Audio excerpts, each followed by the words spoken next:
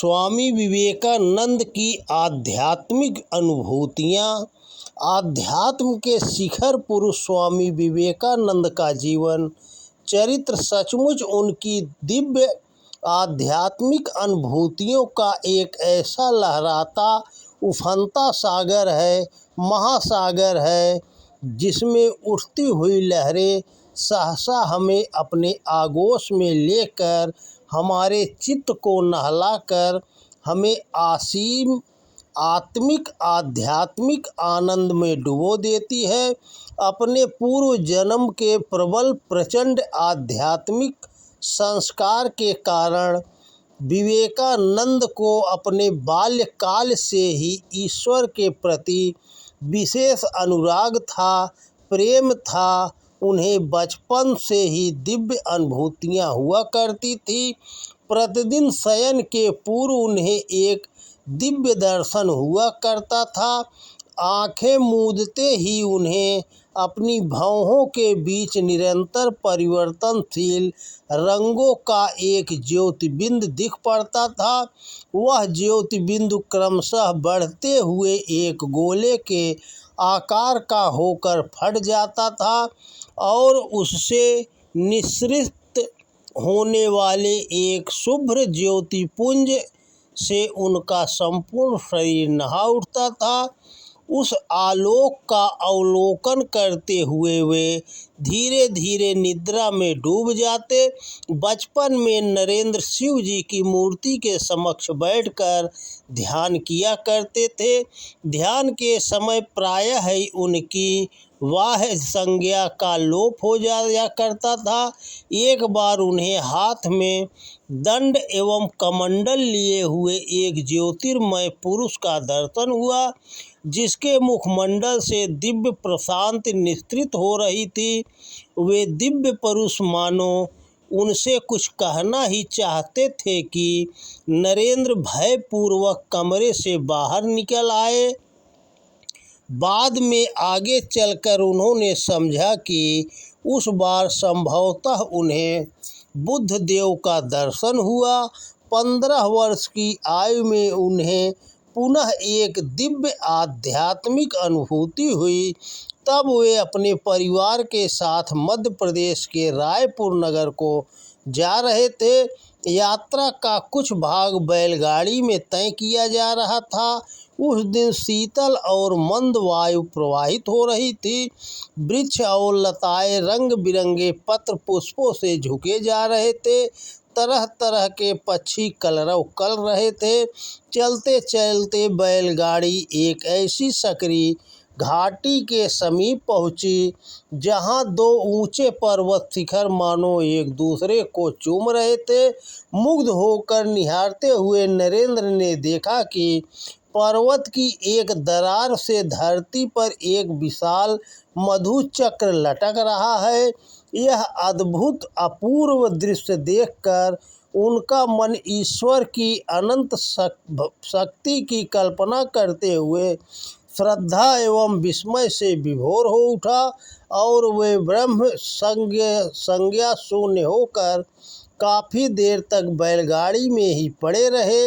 वहम चेतना लौटने के पश्चात भी उनके मन में आनंद की हिलोरें उठती रही। इस प्रकार धीरे धीरे विवेकानंद की आध्यात्मिक पिपासा भी और बढ़ने लगी, जागने लगी। वे सन 1880 में कोलकाता के स्कॉटिश चर्च कॉलेज में बीए के छात्र थे। वे अब जगत की क्षणभंगुरता तथा बौद्धिक शिक्षा की व्यर्थता का बोध करने लगे थे। अपनी बीए की परीक्षा के पहले दिन ही उन्हें सहसा ईश्वर के प्रति सर्वग्राही प्रेम की अनुभूति हुई और वे अपने एक सहपाठी के कमरे के द्वार पर खड़े होकर भावुकतापूर्वक ईश्वर प्रेम में डूबकर गाने लगे। हे पर्वतों बादलों हवाओं सब मिलकर उनकी महिमा गाओ।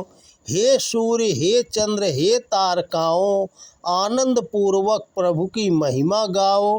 मित्र ने विस्मित होकर नरेंद्र को अगले दिन होने वाली परीक्षा की याद दिलाई तो भी उन्होंने ध्यान नहीं दिया।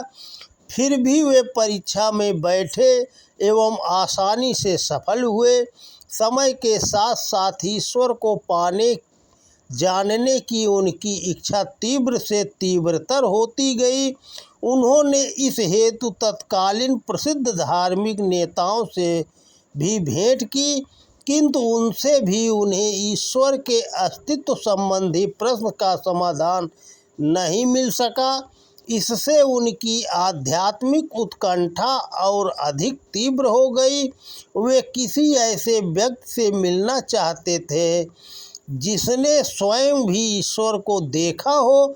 ऐसे समय में उन्हें अपने अध्यापक विलियम हेस्टी के वे शब्द याद आए जो उन्होंने वर्ड्सवर्थ की कविता दी एक्सकर्सन पढ़ाते समय समाधि के संदर्भ में कोलकाता के समीप दक्षिणेश्वर में रहने वाले संत श्री रामकृष्ण परमहंस जी की चर्चा करते हुए कहे थे कि उनकी नज़र में एकमात्र वे ही हैं जिन्हें समाधि का अनुभव है। उनके चचेरे भाई रामचंद्र दत्त ने भी उन्हें रामकृष्ण के पास जाने को प्रेरित किया। इस प्रकार सन 1881 के नवंबर में वे श्री रामकृष्ण परमहंस जी के पास पहुँचे। यह सचमुच दो महान आत्माओं का, गुरु और शिष्य का ऐतिहासिक मिलन था। नरेंद्र ने पूछा, महाशय, क्या आपने ईश्वर को देखा है? श्री रामकृष्ण ने तुरंत कहा, हाँ, मैंने ईश्वर को देखा है, वैसे ही जैसे तुम्हें देख रहा हूँ, बल्कि उससे कहीं अधिक स्पष्टता से। ईश्वर को देखा जा सकता है, उनसे बातें की जा सकती है, परंतु उन्हें चाहता ही कौन है? लोग पत्नी बच्चों के लिए, धन दौलत के लिए घंटों आंसू बहाते हैं, परंतु ईश्वर के दर्शन नहीं हुए। इस कारण कौन रोता है? यदि कोई उन्हें हृदय से पुकारे तो वे अवश्य ही दर्शन देंगे। यह सुनकर नरेंद्र तो अवाक रह गए। वे जीवन में पहली बार किसी ऐसे व्यक्ति से मिले जो ईश्वर को देखने का दावा कर रहे थे। वे किसी के मुख से जीवन में प्रथम बार यह सुन रहे थे कि ईश्वर का दर्शन संभव है। उन्हें लगा कि श्री रामकृष्ण अपनी आंतरिक अनुभूतियों की गहराई से बोल रहे हैं और उनकी बातों पर विश्वास नहीं किया जा सकता। यही वह पल था जब एक सच्चे आध्यात्म पिपासु शिष्य ने सच्चे गुरु के समक्ष संपूर्ण समर्पण कर दिया। अपने हृदय की पूर्ण गहराई के साथ नरेंद्र ने श्री रामकृष्ण के समक्ष कुछ भजन गाए। मन चल घर लौट चले, इस संसार रूपी विदेश में विदेश का वेश धारण किए, तू वृथा क्यों भटक रहा है? सौंदर्य, रूप, रस, गंध, स्पर्श, इंद्रियों के ये 5 विषय तथा आकाश, वायु, अग्नि, जल, पृथ्वी, ये पंचभूत, इनमें से कोई भी तेरा अपना नहीं, सभी पराये हैं। तू क्यों व्यर्थ ही पराये प्रेम में पड़कर अपने प्रियतम को भूला जा रहा है? गाना समाप्त होते ही श्री रामकृष्ण ने सहसा नरेंद्र का हाथ पकड़ लिया। उनके गालों से होकर आंसुओं की धार बहती देखकर नरेंद्र के विस्मय की सीमा न रही। श्री रामकृष्ण कहने लगे, आहा, तू इतने दिनों बाद आया, तू बड़ा निर्मम है, इसलिए तो इतनी प्रतीक्षा करवाई। विषयी भोगों की व्यर्थ की बकवास सुनते सुनते मेरे कान सुलग गए हैं। दिल की बातें किसी को न कह पाने के कारण कितने दिनों से मेरा पेट फूला रहा है। फिर हाथ जोड़ते हुए बोले, मैं जानता हूँ प्रभु, आप वे ही पुरातन ऋषि नर रूपी नारायण है। जीवों की दुर्गति नाश करने को आपने पुनः शरीर धारण किया है। श्री रामकृष्ण के पास दूसरी बार आने पर नरेंद्र को और भी विचित्र अनुभव हुए। उनके आने के 2-4 मिनट बाद ही श्री रामकृष्ण उनकी ओर बढ़ने लगे तथा स्पष्ट स्वर में कुछ कहते हुए उनकी ओर देखने लगे। फिर सहसा अपना दाहिना पैर उन्होंने नरेंद्र के शरीर पर रख दिया। इस स्पर्श के साथ ही नरेंद्र ने खुली आंखों से देखा कि कमरे की दीवारें, मंदिर का आंगन और यहाँ तक कि पूरा विश्व ब्रह्मांड ही घूमते हुए कहीं विलीन होने लगा। उनका अपना अहम भाव भी शून्य में लय होने लगा। उन्हें ऐसा प्रतीत होने लगा कि मृत्यु आसन्न है। वे चिल्ला उठे, अजी, आपने मेरा यह क्या कर दिया। घर में माँ बाप, भाई बहन जो है। श्री राम कृष्ण इस पर खिलखिलाकर हंस पड़े और नरेंद्र का सीना स्पर्श कर उनका मन सामान्य भूमि पर लाते हुए बोले, अच्छा तो अभी रहने दें, समय आने पर सब होगा। तीसरी बार दक्षिणेश्वर आने पर नरेंद्र ने यथासंभव सावधान रहने का प्रयास किया, परंतु इस बार उनकी हालत पहले जैसी ही हो गई। श्री रामकृष्ण नरेंद्र को साथ लेकर पड़ोस के एक उद्यान में टहलने चले गए और भाव समाधि की अवस्था में उन्होंने नरेंद्र को स्पर्श किया। नरेंद्र अभिभूत होकर वहम चेतना खो बैठे। इस घटना का उल्लेख करते हुए बाद में श्री रामकृष्ण ने बताया था कि उस दिन नरेंद्र को अचेतन अवस्था में ले जाकर मैंने उनके पूर्व जीवन के बारे में उनकी बातें, जगत में आने का उसका उद्देश्य तथा जगत में उसके निवास की अवधि आदि पूछ लिए थे। श्री रामकृष्ण ने अपने दूसरे शिष्यों को बताया था कि नरेंद्र ध्यान सिद्ध है। वह जन्म के पहले से ही पूर्णता की उपलब्धि कर चुका है और जिस दिन उसे अपने वास्तविक स्वरूप का बोध हो जाएगा, उस दिन वह योग मार्ग से स्वेच्छापूर्वक देह त्याग देगा।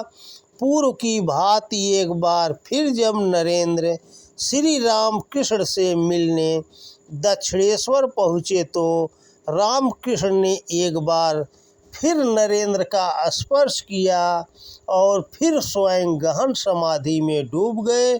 उस स्पर्श ने जादू सा असर किया और नरेंद्र को चेतना के नए ही जगत की अनुभूति होने लगी।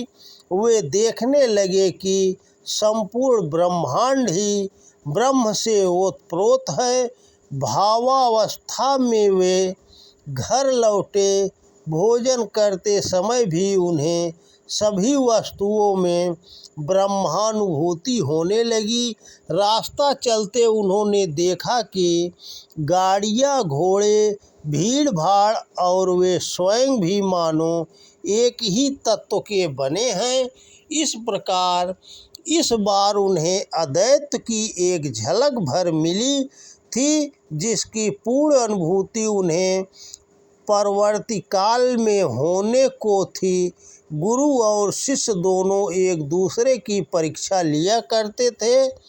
नरेंद्र ने श्री रामकृष्ण की परीक्षा कर उनके द्वारा प्रतिपादित आध्यात्मिक सत्यों की पूरी जांच कर ली और श्री रामकृष्ण ने नरेंद्र की परीक्षा लेकर उनके शिष्यत्व और पात्रता की परीक्षा ली। इसी क्रम में एक दिन जब नरेंद्र दक्षेश्वर आए तो श्री रामकृष्ण ने उनकी ओर बिल्कुल ही ध्यान नहीं दिया, कुशल तक नहीं पूछा। एक सप्ताह बाद आने पर ठाकुर ने पुनः उनके प्रति वैसे ही उदासीनता दिखाई। तीसरी और चौथी बार आने पर भी श्री रामकृष्ण का व्यवहार वैसा ही रहा। ऐसे ही महीना भर बीत जाने पर एक दिन उन्होंने नरेंद्र को निकट बुलाकर पूछा, अच्छा, मैं तो तेरे साथ जरा सी भी बात नहीं करता, तो भी बतला तू यहाँ क्यों आता है? नरेंद्र ने कहा, मैं आपसे प्रेम करता हूँ, आपको देखने की इच्छा होती है, इसीलिए आता हूँ। सुनकर रामकृष्ण आनंद विभोर हो उठे और आनंदातिरेक में नरेंद्र को आलिंगन पास में बांधते हुए बोले, मैं तो तेरी परीक्षा मात्र ले रहा था। मैं यह देखना चाहता था कि उपेक्षा दिखाने पर कहीं तू भाग तो न जाएगा। तेरे जैसा आधार ही इतना सहन कर सकता है, दूसरा कोई होता तो कभी का भाग चुका होता। एक अन्य समय श्री रामकृष्ण अपनी साधनाओं एवं अतीन्द्रिय अनुभूतियों द्वारा प्राप्त सिद्धियों को नरेंद्र के अंदर संचार कर देना चाह रहे थे। इस पर नरेंद्र ने पूछा, क्या उन सिद्धियों से मुझे ईश्वर प्राप्ति में कुछ सहायता मिल सकेगी? श्री रामकृष्ण ने कहा, नहीं, पर आचार्य के रूप में भावी कर्मों में अवश्य सहायक सिद्ध होगी। इस पर नरेंद्र ने कहा, तो पहले ईश्वर लाभ हो जाए, फिर उन अलौकिक सिद्धियों को लेने या न लेने के बारे में सोचा जाएगा। उन्हें अभी स्वीकार लेने पर संभव है कि मैं ईश्वर को ही भूल जाऊं और अपने स्वार्थ के लिए उनका दुरुपयोग कर सर्वनाश ही कर बैठूं। अपने प्रिय शिष्य की अटल भक्ति देखकर श्री रामकृष्ण को असीम आनंद हुआ। नरेंद्र ने श्री रामकृष्ण के निर्देशन में अपनी ध्यान तन्मयता और भी बढ़ा दी तथा देह बोध से परे जाकर आंतरिक शांति का अनुभव करने लगे। ध्यान से उठने पर भी उनके मन में शांति का तारतम्य बना ही रहता था। उन्हें प्रायः ही एक अनुभव होने लगा कि आत्मा शरीर से पृथक है। स्वप्न में भी उन्हें दिव्य दर्शन होने लगे, जिसके फलस्वरूप जागने के बाद भी उन्हें एक विशेष आनंद का अनुभव होता रहता था। सन 1884 में पिता के देहावसान के बाद उनके परिवार पर विपत्ति आ गई। घर की माली हालत खराब हो गई। सो एक दिन वे रामकृष्ण से बोले, जगन माता तो आपकी प्रार्थना सुना करती हैं, तो फिर आप मेरे परिवार के दुख निवारण के लिए जगन माता से प्रार्थना कर दीजिए।